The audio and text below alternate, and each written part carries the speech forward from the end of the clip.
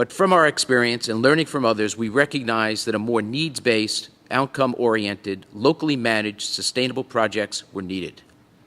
What we realized was that although we had invested tens of millions of dollars, the majority of our projects had lasted less than 3 years. And that's not only our experience, that's the experience of most groups and NGOs throughout the world. What we recognized is that solutions needed certain characteristics. They had to be needs-based. There is no one single solution. Responses shouldn't be based just on what available technologies are, which is typically the response. We need multifunctional analysis to determine what the local needs are and what their capabilities are to resolve and to work with. It has to be sustainable. The focus needs to be long-term. Most projects today are short-term based. We need to get away from that and focus on long-term solutions. There's nothing more frustrating for groups, communities, and of course communities when you go in with all good intentions, develop programs that basically disappear within a very short period of time. And the reasons for short-term failure, there are stories, we have stories of where we built elaborate pumping systems in one town with the finest piping systems, brass fittings, the most high-end technology available. We came back 1 week later, the entire system was stripped. Why?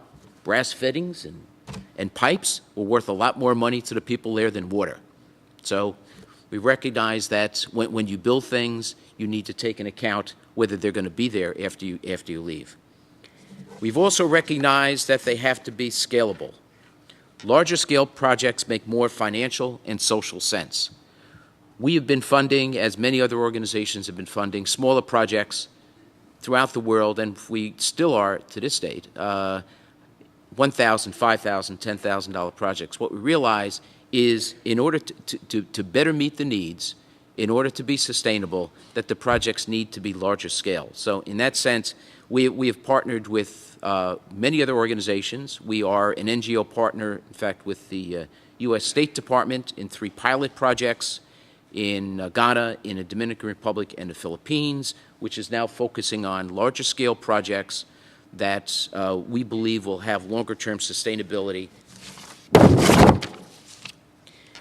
And most importantly, as a number of speakers have mentioned, that the projects have to be community-owned. They have to be owned by the community. If community leaders are not involved, if there's not education and training going on, if there's not a sense of ownership, then the projects will fail, no matter how well-intentioned they are, no matter how well-built they are, no matter how well-based they are in needs of the community, they won't exist over time. There has to be an ownership on the part of the community, however that's defined. Moving forward, we're in the process of developing regional teams to plan for and implement projects throughout the world. Those regional teams include local Rotary clubs, strategic partners, other NGOs, and community leaders. This way, we can be assured that they provide realistic solutions, that they meet specific technical requirements, are sustainable, and are owned by the community. Our current priority areas include sub-Saharan Africa, including Malawi, Mozambique, Zambia, Zimbabwe, Ethiopia, Eritrea, Kenya, Tanzania, Uganda, and the entire country of the Dominican Republic. We've considered that based on our activities and the projects that we've had underway for the last 5 or 10 years in those areas, the involvement of the local clubs, the availabilities of other NGOs to support us, that those are the areas that we believe have the highest priority and that we believe will have the most success. There is no one option in dealing with this crisis. Everything starts with water and ends with no water. We look forward to working with all of you on this crisis in the future. That's it. Thank you very much, Ellsworth.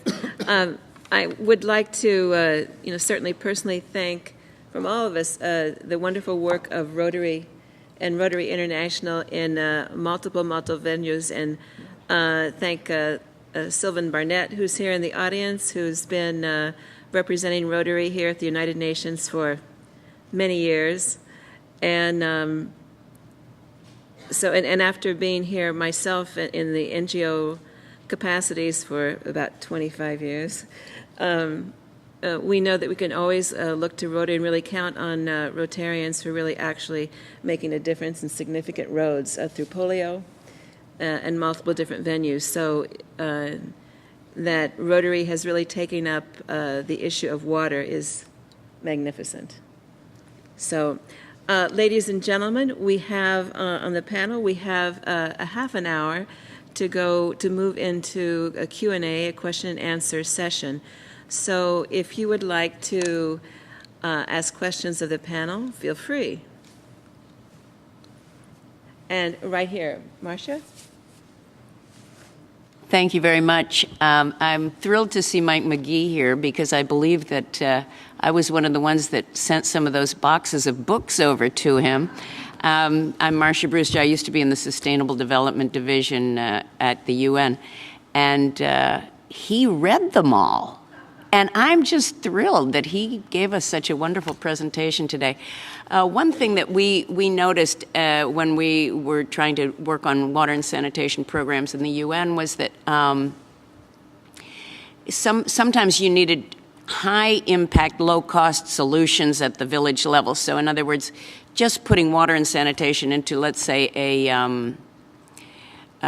clinic, a health clinic or a school might make a big difference, and getting the women involved in the village would also be important. And I was just wondering whether Mike McGee has been able to work with any of the health professionals in the developing countries in some sort of a network where they're trying to introduce proper water and sanitation in the health clinics and the schools.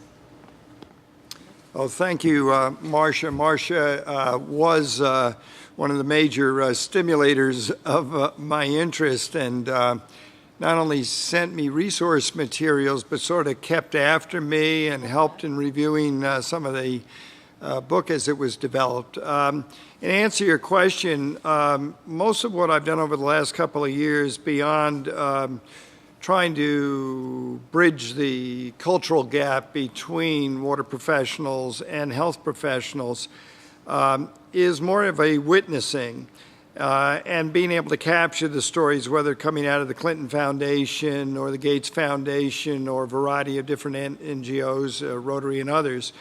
And one of the stories that really stuck in my mind, I mean, obviously the gender trap issue I find extraordinarily interesting, both from the standpoint of work and labor of young girls who, as a result, suffer an education gap as well as an entrepreneurial gap.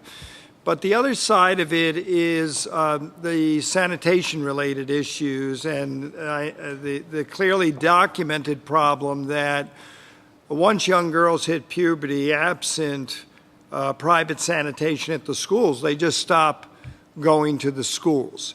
And so what I think is one of the more interesting things for health professionals about this issue is just how pragmatic the problem is.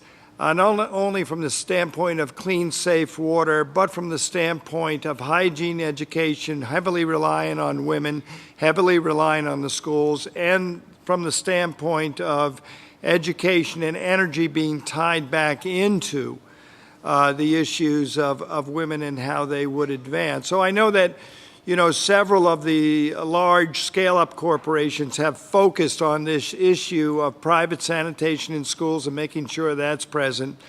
Innovative kind of technology solutions like water pump technologies, but always with this kind of triangle around clean, safe water, number one, hygiene education, number two, and sanitation, number three.